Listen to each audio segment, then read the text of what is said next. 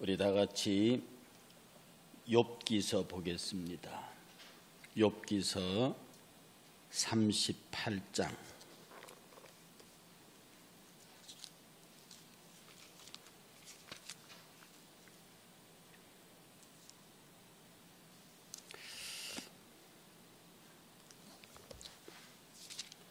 욥기서 38장 1절에서 7절까지입니다. 그때 여호와께서 폭풍우 가운데서 욥에게 말씀하여 이르시되 무지한 말로 생각을 어둡게 하는 자가 누구냐? 너는 대장부처럼 허리를 묶고 내가 내게 묻는 것에 대답할지니라. 내가 땅에 기초를 내을 때 내가 어디에 있었느냐? 내가 깨달아 알았거든 말할지니라. 누가 그것의 도량법을 정하였는지 누가 그 줄을 그것의 위에 띄었는지 내가 아느냐? 그것의 주추는 무엇 위에 세웠으며 그 모퉁이 돌을 누가 놓았느냐? 그때의 새벽별들이 기뻐 노래하며 하나님의 아들들이 다 기뻐 소리 질렀느니라. 아멘. 오늘 우리가 방금 부른 이 찬송가는 너무나 유명하고 너무나 많이 불려서 모르는 사람이 없을 정도로 우리 교회에서는 유명한 찬송가입니다. 이 찬송가를 작시한 헨리 벤 다이크 목사는요, 당시 1850년대 52년생인데 당시 1800년대 후반, 즉 19세기 후반에 영국에서는 보기 드문 엘리트 목사였습니다. 이분 역시 특별한 고난의 신앙 간증이 있는 분도 아니고 아주 생애 특이한 모멘텀을 가진 그런 목회자도 아닙니다. 괜찮은 집에서 태어나서 아주 엘리트 코스를 거친 영국 장로교회 목사죠. 그는 유명한 미국 장로교회 목사입니다. 브루클린 대학과 프린스턴 대학에서 학사와 석사를 취득한 다음에요, 신학교를 마치자마자 장로교 목사로 청빙을 받아서 뉴포트에 있는 연합회중교회에서 목회를 시작합니다. 그곳에서 아주 뛰어난 설교가로서의 능력을 발휘해요. 그래서 그 뉴포트 교회에서 약 20년 동안 목회를 잘하고 또 많은 사람들에게 뛰어난 설교가라는 평가를 받게 되자 약 20년 뒤 1883년에 뉴저지 머레이 힐 교회에서 담임으로 청빙을 받습니다. 그래서 그곳에서 17년간 봉직하다가, 그런데 이분이 미국에서 영어를 쓰지만 영어 구사 능력이 탁월했답니다. 우리나라 말도 같은 한국말 하는데 누구는 말을 정말 잘하는 사람이 있잖아요. 특히 어휘 구사력이 뛰어난 사람. 이 벤다이크 목사의 어휘 구사력이 워낙 뛰어나서 오죽했으면 뉴저지 대학에서 그를 영문학 교수로 초빙했습니다. 그가 영문학 교수로 초빙받을 때 누구도 거기에 이의를 달지 않았다는 거죠. 그래서 그가 교수 생활에 들어가서 약 20년 동안 영문학 쪽에, 기독교 신문학 쪽에 탁월한 업적을 남깁니다. 그리고 당시 대학 동창이었던 그 윌슨 대통령의 친구이기도 해서요, 윌슨 대통령의 집권 시기에 폴란드와 룩셈부르크 공사를 지내는 공직자 생활도 합니다. 그 전쟁이 발발하면서 공직자 생활을 그만뒀고요, 그가 지었던 다른 현인이라는 책, 이 책은 영국의 영문학도들에게, 미국의 영문학도들에게 지금까지도 이 책은 거의 교과서로 익힐 정도로 훌륭한 저서를 남긴 분입니다. 그러니 타고난 좋은 가정에 온화한 성품에 뛰어난 학문적 배경을 갖고 있고 뛰어난 언어 구사력과 설교와 연설 능력을 갖고 있고 교수직을 겸하고 공직 생활을 하고 그리고 뛰어난 저술가로서 지금도 미국 영문학계의 교과서적인 책을 남길 정도의 이 사람이 오늘 이 본문의 찬송가를 작곡합니다.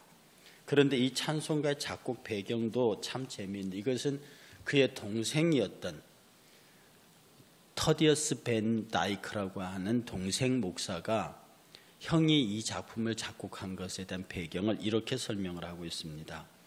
하루는 벤 다이크 목사 형님이 윌리엄즈 대학에 초청 설교를 받았대요. 거기는 거리가 머니까 하루 전에 간단 말입니다. 그런데 그 교회, 윌리엄즈 대학이 가는 길이 굉장히 아름다운 산골, 정말로 보기만 해도 감탄사가 절로 나오는 템즈강을 따라가는 그 계곡으로 지나오는 거죠. 그리고 그 윌리엄즈 대학이 위치해 있는 그 주변의 풍광이 템즈강을 끼고 있는 산세와 어우러져서 너무너무 아름다웠다는 거죠. 그래서 거기 대학에서 1박을 하고 아침에 그 대학의 가필드 총장하고 아침 식사를 하면서 주머니에서 뭘 꺼내서 주는데, 그게 뭐냐 하면 바로 오늘 이 본문의 찬송가입니다. 주면서 하는 말이, 총장님, 오늘 당신과 나의 예배를 위한 찬송가입니다. 내가 이 찬송가를 베토벤의 마지막 교향곡에 맞추어서 작곡한 것이니 오늘 꼭 베토벤의 환희의 찬가에 맞추어서 이 찬송을 부르십시오. 왜? 이미 곡은 다 아는 곡이니까 이 가사를 붙이면 됩니다. 그렇게 해서 알려진 곡이 바로 이 찬송가입니다. 여러분이 너무나 잘 아시는 이 작곡가 베토벤의 6년이나 걸려서 만든 이 작곡 교향곡 제9번의 마지막 장 환희의 찬가, 여기에 이것이 붙여서 나오는데요.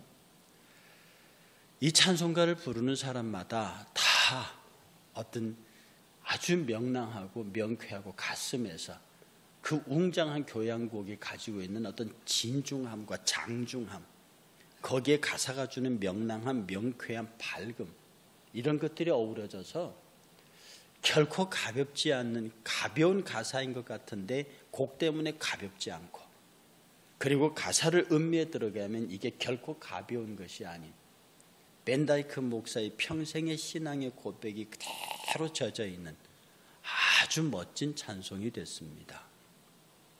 저는 이분의 찬송 배경을 보면서요, 사람이 벤 다이크 목사가 그 템즈강 주변을 따라가는 그 아름다운 산세를 보면서 자신이 뛰어난 영어 구사 능력을 가진 시인으로서 그것을 표현해내는 그것이 참 부러웠습니다.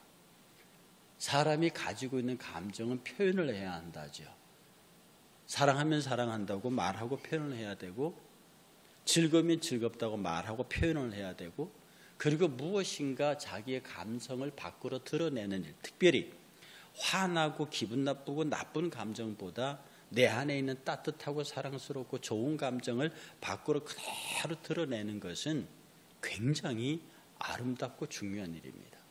옛날에 우리 조상들은 감정 표현 안 해야 되고 웃어도 안 되고 뛰어도 안 되고 하는 이상한 유교적인 가르침이 있어서 지금도 한국 남성들의 다분히 그런 성향이 있지만, 실제로 인간의 감정을, 특히 기쁘고 좋은 감정은 내가 스스로 좋은 방법을 통해서 밖으로 드러냈을 때 그것을 공유하는 사람들이 다 그와 똑같은 행복한 기쁨의 감정에 젖을 수 있다는 사실입니다. 그래서 내가 받은 좋은 감성을 밖으로 드러내는 일, 그것은 작곡가들의 일이요, 작사가들의 일이요, 화가들의 일이요, 예술가들의 일이요, 시인들의 일이지만 왜 그것이 굳이 그들만의 몫이겠습니까? 우리가 뛰어난 시인이 아니고 작곡가, 예술가, 미술가, 조각가가 아니더라도 하나님께서 저와 여러분들을 창조하실 때 분명히 우리 속마음의 기쁨을 표현해낼 수 있는 수단과 기술과 방법을 주셨습니다. 결국 예술가에게 주셨다고 할 필요는 없는 거예요. 여러분 나름대로 기쁨에 기쁨 표현이 있습니다. 감사하면 감사할 표현이 있습니다. 우리가 어떻게 하면 예수 그리스도를 향한 고마움과 감사를 내 삶의 수단, 내가 가지고 있는 달란트로 표현을 할까? 우리 교회도 한번 오셔서 설교했던 저 서북 제일강남교회 강남제일교회 문성원 목사님 같은 경우는요, 그분하고 제가 세계 여행을 많이 다녔습니다. 총장 재임 시절에도 같이 많이 다녔는데요. 그분은 습관이 있습니다. 가면 꼭 노트 하나를 들고 나오십니다. 그리고 다른 사람은 잡담하고 얘기하고 있는 시간 당신은 끝없이 무엇인가를 적습니다. 그리고 같이 버스를 타고 이동할 때 마이크를 잡고 쓰여서 당신이 그날 지었던 시 한 편을 읽어주는. 그래서 우리는 지금도 그분을 만날 때 옆에 노트 가져 있는가를 이렇게 쳐다보고 오늘 또 시 한 편 나오겠군요라고 농담 삼아 놀리는 거 겸해서 그렇게 말을 건넵니다. 그분이 우리 지금 현재 찬송가에 3편의 작품이 있습니다. 그리고 상배 30편의 작곡을 가사를 썼고요. 돌아가시기 전까지 1000편을 작곡하고 있다고 그렇게 얘기하십니다. 제가 그분에서 보는 건 뭐냐면 늘 자기의 떠오르는 시상과 감상을 적기 위해서 노트를 들고 다니는. 우리는 그분처럼 어떤 습관적으로 우리 경험에 나오는 모든 것들을 경험할 때마다 이것을 필로 옮기고 그림으로 옮기고 나의 행동으로 옮기고 생각을 밖으로 드러내는 그런 훈련이, 그런 연습이 우리에게는 체질화되어 있어야 한다는 겁니다. 그냥 좋으면 한번 빙긋이 웃고 말고 그냥 기쁘면 박수 몇 번 치고 마는 게 아니라 이 기쁨과 이 감사가 길이 남을 수 있도록 무엇인가 이것을 밖으로 드러내놓는 사랑과 기쁨의 표현 방식이 이 벤다이크 목사에게만 있는 게 아니라 시인들과 예술가들에게만 있는 것이 아니라 우리에게도 있다는 사실. 아주 평범한 어린아이에게도 그 감사의 기쁨을 표현할 능력이 있다고 하는 것. 여러분은 미켈란젤로를 잘 알고 있습니다. 그런데 미켈란젤로를 잘 아시지만 그의 스승, 정말로 미켈란젤로를 대인으로 만든 보톨도 지오바니라는 선생을 아시는지 모르겠습니다. 이 보톨도 지오바니가 아주 어린 미켈란젤로를 제자로 봤습니다. 14살 때. 14살 때 지오바니 앞에 나타난 미켈란젤로는 그야말로 어린아이죠. 이 어린아이의 재질을 알아보고 보톨도 지오바니가 그 아이를 데리고 제자로 받기로 하고 2군데를 보여줍니다. 당시 지금 우리나라에도 그렇지만 당시 그때의 미켈란젤로가 살던 그 시대의 술집들은 그 술집 입구와 들어가는 통로에 비너스 상이라든지 아름다운 여인의 여체라든지 이런 그림과 조각으로 술집 입구를 장식했다고 합니다. 미켈란젤로가 보톨도 선생이 데려다 놓고 지오바니가 묻습니다. 너 뭐가 보이냐? 이 아름다운 여인상과 꽃과 화려한 조각들이 보입니다. 봤지? 그리고 그를 다시 데리고 성당으로 갑니다. 성당으로 들어갔을 때 거기에도 역시 많은 조각상들이 있는데 천주교에서 세운 성인들과 성화와 성상들이 그 교회 회당을 안팎을 채우고 있습니다. 무엇이 보이니? 성인들과 성상들과 아름다운 조각상들이 보입니다. 그 조각한 기술이나 그 조각한 모양과 형태는 거의 차별이 없었습니다. 무엇이 다르냐? 그리고 보톨도 지오바니가 설명합니다. 똑같은 기술에, 똑같은 재질에, 똑같은 그림일지라도 하나는 거룩한 하나님의 전에 붙어서 많은 사람들의 평안을 주고 또 하나는 세상 사람들을 타락시키고 멸망시키는 길로 가는 곳에 있다. 똑같은 기술이라도 누구는 하나님의 영광을 위하여, 누구는 세상의 타락과 쾌락을 위하여 했다.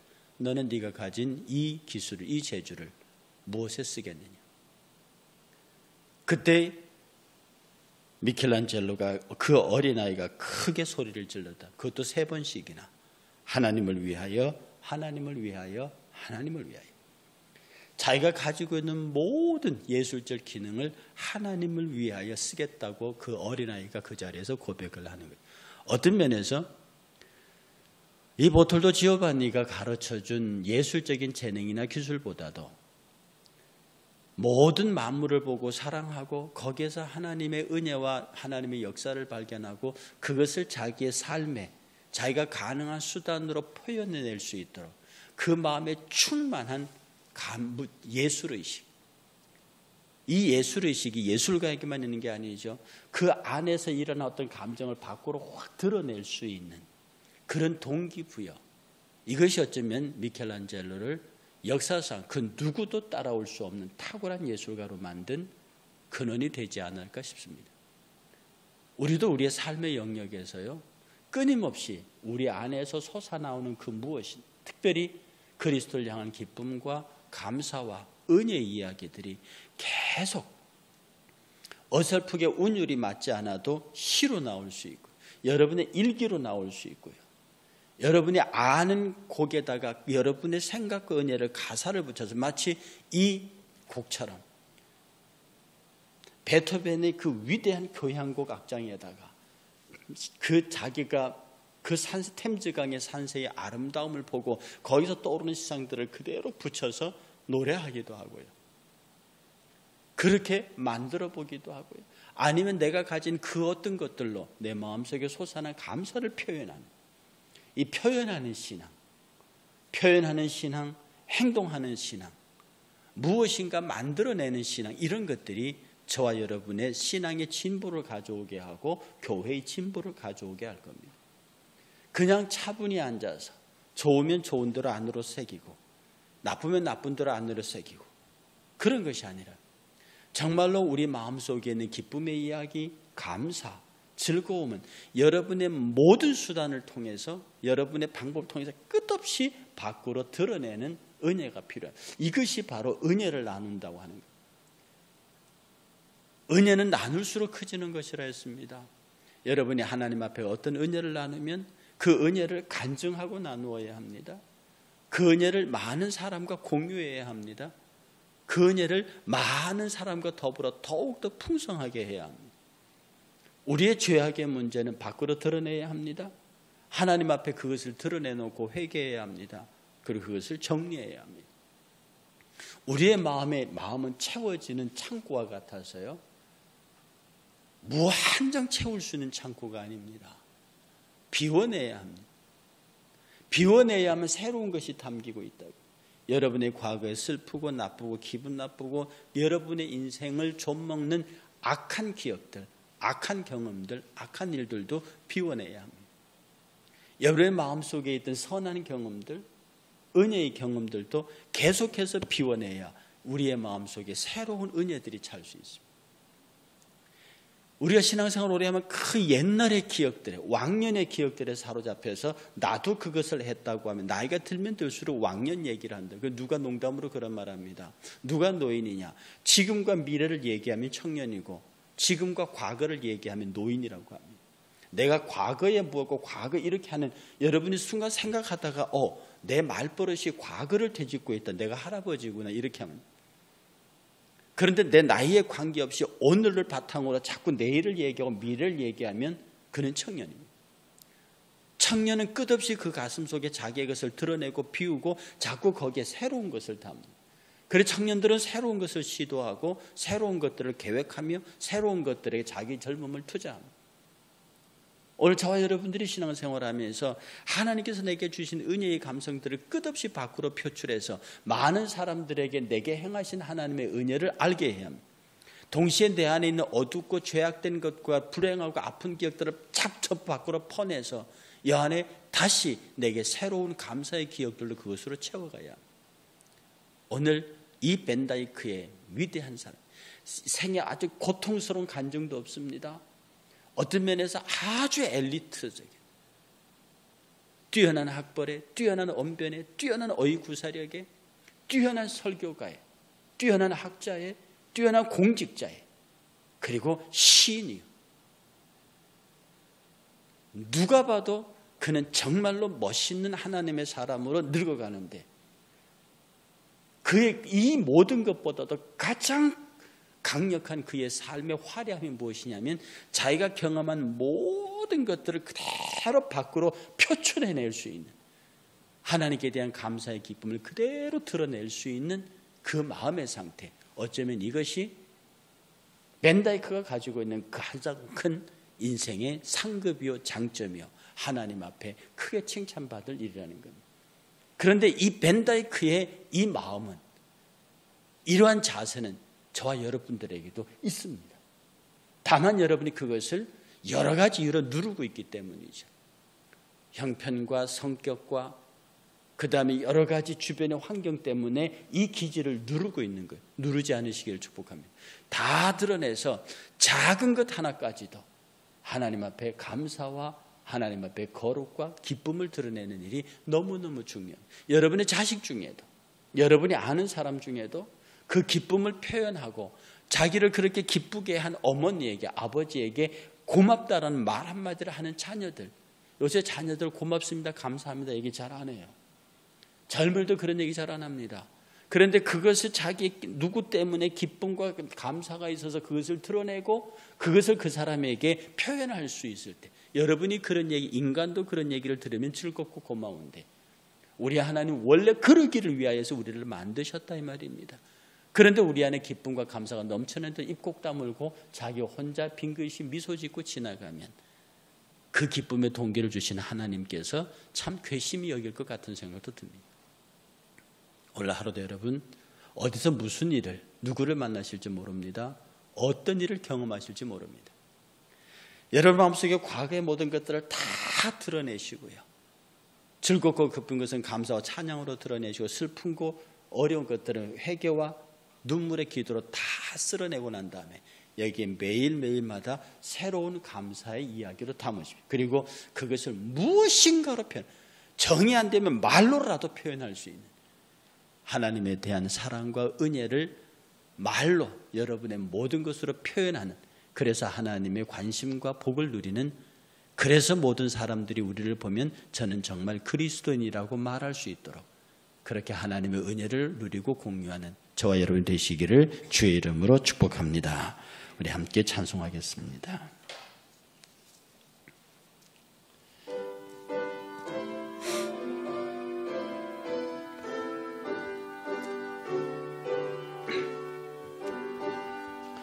기뻐하며 경배하세 영광의 주 하나님, 주 앞에서 우리 마음 피어나는 것 같아 죄와 슬픔 사라지고 의심 구름 거치니 변함없는 기쁨의 주 밝은 빛을 주시네.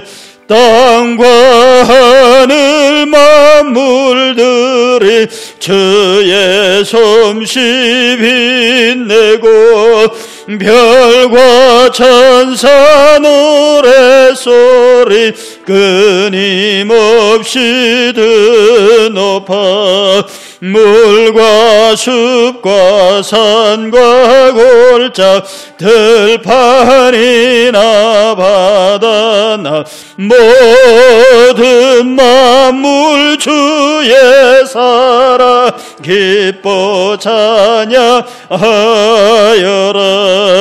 우리 주는 사랑이요 복의 근원이시니 삶이 기쁜 샘이 되어 바다처럼 넘치네.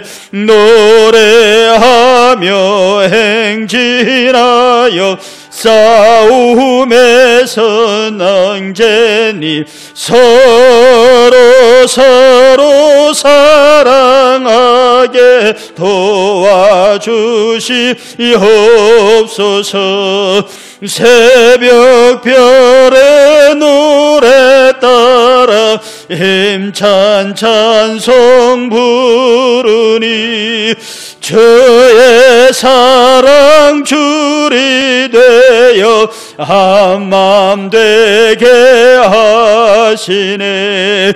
노래하며 행진하여 싸움에서 이기고 승전가를 높이 높이 불러 주께 영광 돌리세.